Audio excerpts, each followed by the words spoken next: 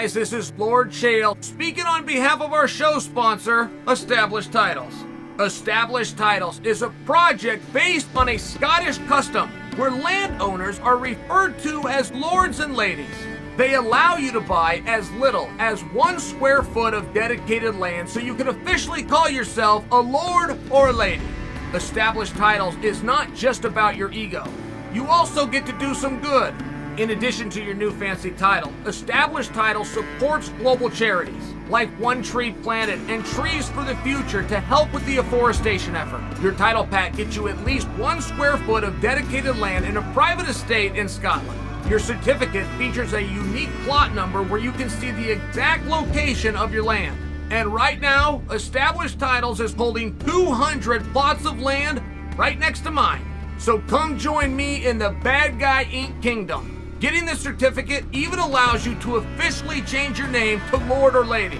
Put it on your credit card, put it on your plane tickets, or if you're so inclined, put it on your dating profile.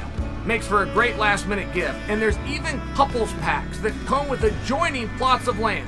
Established Titles is having a great limited-time sale. Go to establishedtitles.com/Chael to save 10% off today. Remember to use the promo code Chael, or just click on the link below. 3-1 spread.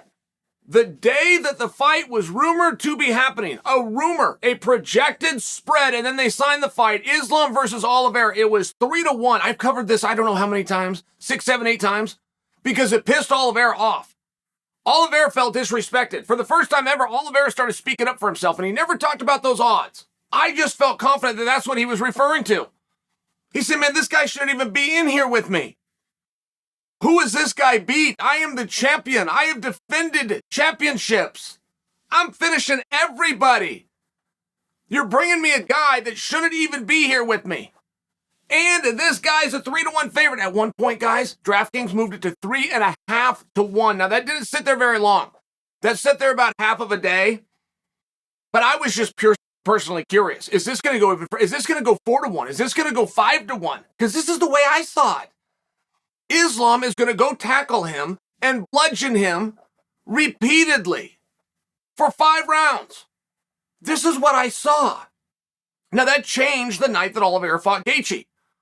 I knew Oliveira was really good. I didn't know he was that good.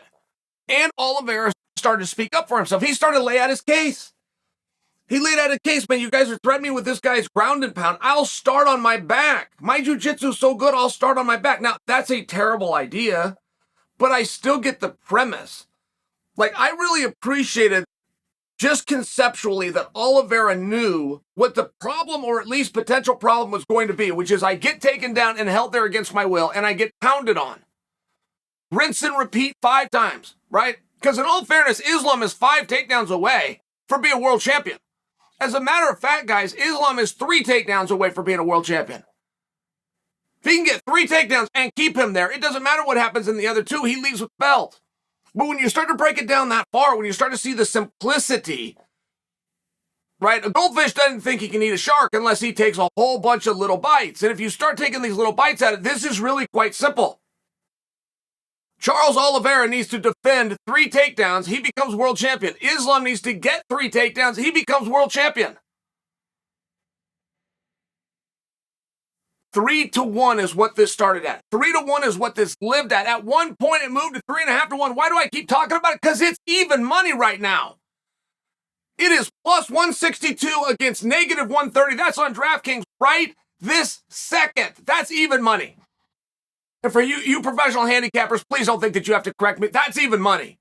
The way that we speak, when we just speak openly, plus 162 against negative 130, these guys are even money. How'd that happen and why? Because you guys changed it. DraftKings doesn't go in and change the line. Just for you people that don't understand that, the money starts to come in. The line adjusts itself. Somebody sets a line. The bettors are then the ones that adjust the line. So money's coming in on Oliveira. Why? Is it because he's so confident? Is it because he has a full understanding? Is it because he's come out and said, I'll start on my back? Don't threaten me with this guy's takedowns. I'll start there. I think that's powerful. I really do. It doesn't mean that it's a good idea. It doesn't mean that he's even right. But it does show me that he at least understands. He sees what we see. He understands This is what this guy is going to try to do. Oh, and by the way, I've had enough time to prepare. I mean, don't forget, as good as Islam is with taking people down as much as you see that, Justin Gaethje's an All-American in the Division I, so he prepared for that. Michael Chandler's a two-time All-American in the Division I, so Oliveira prepared for that. Dustin Poirier is nobody's fool when it comes to having MMA takedowns, so he prepared for that. I mean, if you really go back and you look at the clock, Oliveira has been preparing for Islam for 2 years now. I mean, just exactly how much time do you think that you need to pop a guy with your hips and push his head away? How much time do you think you need to shrimp on bottom or get an underhook and stand back up? I mean, in all fairness, he only has to do one of those 4 things that I just mentioned in each position. Oliveira might be able to win this fight. You guys have convinced me. You for sure have shown the world. This isn't even a maybe. You have shown the world, being represented right now at the line at DK.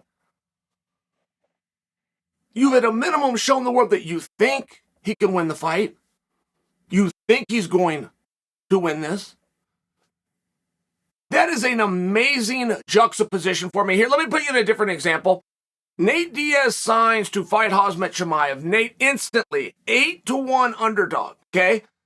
I was in this chair when that news broke. I read it on my iPhone. I come back to the same chair 24 hours later. It's now 12-1 in favor of Chimaev. That is the way lines move. They don't get tighter. They don't get closer. And as each day goes by, this conversation starts changing. This narrative starts changing. The game plans of each guy starts to come out a little bit more. And now the line has moved. I'm just asking you guys why. What is it you're seeing? What is it that you're so sure about? And I feel as though my very simple analysis I gave you a moment ago really does hit the nail on the head. If Islam Makhachev gets 3 takedowns, he becomes the world champion. I don't have a confidence that Oliveira can get up once he's taken down. I don't have a confidence that he can get up and get away. I do understand the very first one and everybody's fresh and everybody's feeling good. I get that. But I think when round 2 comes around, if he goes down one time, he stays down the entire time. I also have no belief that he is going to be able to submit Islam Makhachev. I've been wrong before. Am I wrong now, guys? Is that what it is? Do you think that Oliveira is going to finish it? Because that's a bet within itself. Right? If you're going to pick Oliveira to win, but you believe he's going to do it by submission, then pick him to win by submission. Get 7-1 odds. But that line hasn't moved. That's not the one that's moving. It's straight up between the two, which means a lot of people believe that Oliveira is going to win, and he's going to win a decision.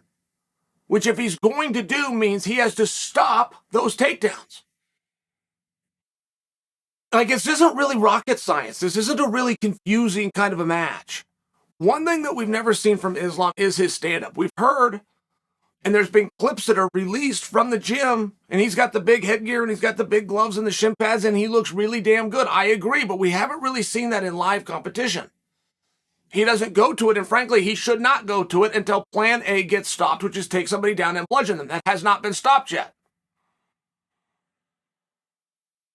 But if Oliveira is the guy that can stop it, we're at a minimum going to see something new. At a minimum, we're going to see new skills put on display by Islam. And for me, that's exciting. For me, that's worth time and money. I like to learn something new. I like to see something new, particularly with the top guys. I like to see skills that haven't yet been put on display, but they work on every single day in the gym for the last decade. For me, that's exciting. I'm wondering if that's what you're seeing. You're the ones that moved the line, not DraftKings, not me. Your money came in on Oliveira. I'm asking you, why? And why now?